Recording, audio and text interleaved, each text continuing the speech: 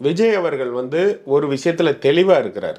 அது என்ன அப்படின்னா, நீங்க எந்த விஷயம் எடுத்தாலும் இன்னைக்கு சமீபத்துல வேளாண் பொருட்கள்ல அந்த நெல்லெல்லாம் தண்ணிக்குள்ள போச்சு. அந்த விஷயத்தை எடுத்தா கூட விஜய் அவர்கள் வந்து ஏற்கனவே திருவாரூர்ல போய் 40 ரூபா மூட்டைக்கு லஞ்சம் வாங்குறாங்க அப்படின்னு ஆரம்பிச்சு வச்சார். அதை இன்னைக்குள்ள ஜென்சி கிட்ல இருந்து 2K கிட்ல இருந்து பெண்கள் எல்லாருமே சர்ச் பண்ணி பார்க்குறாங்க. நேற்று ஃபார் எக்ஸாம்பிள் நேற்று புதுவையில் மீட்டிங் முடிச்ச உடனே நிறைய பெண்களை பேட்டி எடுத்தாங்க, நிறைய இளைஞர்களை பேட்டி எடுத்தாங்க, நிறைய யூடியூப் சேனல் எல்லாத்துலேயும் அவங்க சொல்லும்போது எங்களுக்கு ஆச்சரியமா இருக்கு. எல்லாரும் வெளியில இருந்து தற்கொலைன்னு சொல்லிக்கிட்டு இருக்காங்க, இவங்க வந்து அரசியல் பேச ஆரம்பிச்சிட்டாங்க. கேட்டால் எங்கள் அண்ணன் அரசியலுக்கு வந்ததுலேருந்து நாங்கள் அரசியல் பக்கம் போயிட்டோம், அரசியல் பார்க்க ஆரம்பிச்சிட்டோன்னு. விஜய் அவர்கள் எந்த செய்தி சொன்னாலும் தமிழகம் மட்டுமல்ல, உலகத்தில் உள்ள மூளை முடுக்கில் உள்ள தமிழர்கள் எல்லாருக்கும் அது போய் சேருது. அரசியல் மீது ஆர்வம் இல்லாதவர்களும் அதை தோண்டி பார்க்குறாங்க. அப்போ இந்த நெல்லுக்கு உண்டானதுனாலும் சரி, இல்லை நேற்று சொன்ன ரேஷன் கடை இல்லை புதுவையில் இல்லைங்கிறது நேற்று தான் பேசு பொருளாகவே ஆயிருக்கு.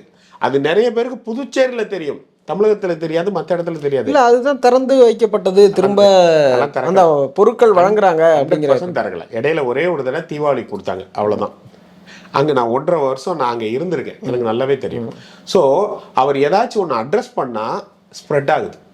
அது நல்ல விஷயமா இருந்து இல்லை ஒரு எதிர்வினை ஆகாத ஒரு விஷயமா இருந்தால் பரவாயில்ல. இனம், மதம், மொழி இதன் மேலு நின்று இந்த கட்சிகளும் சேர்ந்து திமுகவோ பாஜகவோ இல்லை வேற எந்த கட்சினாலும் சரி, அமைப்புனாலும் சரி, அது இந்த மதம் அந்த மதம், இந்த கட்சி இந்த ஜாதி அந்த ஜாதி எதுவாக இருந்தாலும் சரி, இவர்கள் ஏதாச்சும் ஒன்று செய்யும்போது அதை எல்லாரும் வந்து அட்ரஸ் பண்ணிட்டாங்க. விஜய் ஏன் பண்ணலன்னு கேட்குறீங்க. தலைவர் வந்து அதை அட்ரஸ் பண்ணோம் அப்படின்னா அது எல்லாருக்கிட்டையும் போய் சேரும்.